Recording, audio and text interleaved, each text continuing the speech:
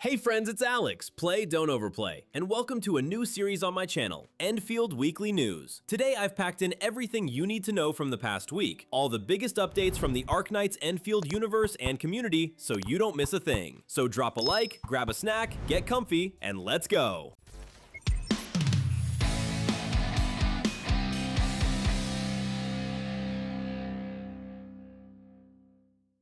News number 1. Endfield is breaking records. Since launch, the game has been putting up insane numbers across the board, from pre-registrations and downloads to revenue in its very first days. As you know, Endfield hit a massive milestone with over 35 million pre-registrations, and at release, in just the first 24 hours, it reportedly reached 30 million downloads. That's around 10 to 15 million more than titles like Honkai Star Rail, Wuthering Waves, and other similar games managed at launch. On top of that, it quickly climbed to number 1 in multiple game charts, although surprisingly, the start in China wasn't as strong. It didn't manage to beat Genshin there, and the revenue numbers are just as wild. In only 8 days, the game reportedly pulled in $29 million.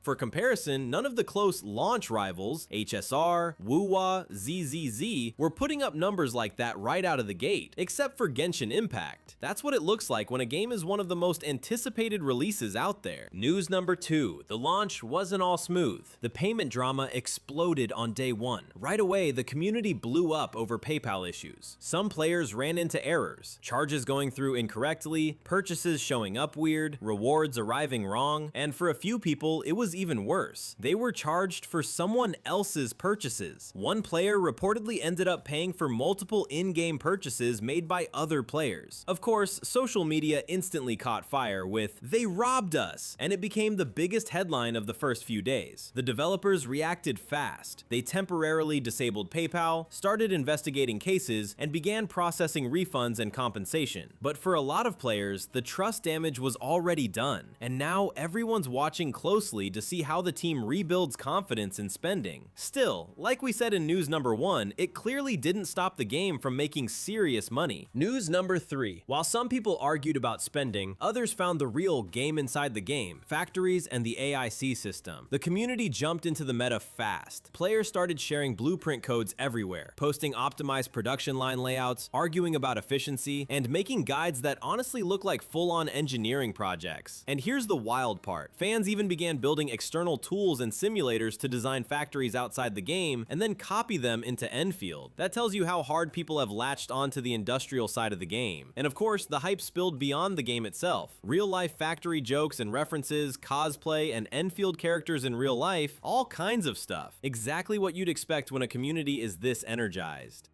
Now there's only one question. Will this stay a long-term endgame feature? Or in a month, will everyone be tired of the factory and start craving more adventure? News number 4. Hypergriff is sending players into space. Literally. I already made a short about this, so I won't repeat everything here. Make sure you watch it, but the idea is simple. The Endfield team launched a campaign where player nicknames will be added to a digital registry and sent into Earth's orbit, placed on board a satellite. If you want your name up there, register by March 4th, 2026 on the official campaign site using your Griffline account. I'll leave the link in the description of this news video. News number 5. Starting on the 28th, the devs launched a new web community platform called SK Port. It's basically a global Endfield hub that bundles a bunch of features in one place. A social space for players, a platform for web events, and an in-game admin journal where you can check in daily and claim login rewards, including Abarilla and other currencies. So don't forget to stop by SK Port every day, either through the website or by downloading the SK Port mobile app. Check in, grab your rewards, chat with other players, and stay active in the Endfield community. News number 6, and the last one for today. On January 29th to 30th, Arknights Endfield received an emergency update aimed at improving the overall experience. Instead of waiting for version 1.1, the devs pushed out some pretty big changes right away, especially around the AIC system and overall difficulty. Most notably, Chapter 1 is now easier. They reduced the HP of regular enemies at lower research levels, and they also nerfed the final boss's damage in Phase 2. On top of that, the patch included a bunch of other large-scale fixes to gameplay issues players weren't happy with, and the community got a very generous compensation in Abarilla. Honestly, it's nice to see the devs respond so quickly and so directly to player feedback. That's all for today's news. Hope it was interesting and actually useful. If you enjoyed it, make sure to subscribe, drop a like, and hit the bell so you don't miss the next update. This was Alex. Play, don't overplay. I'll see you in the next video. Bye-bye.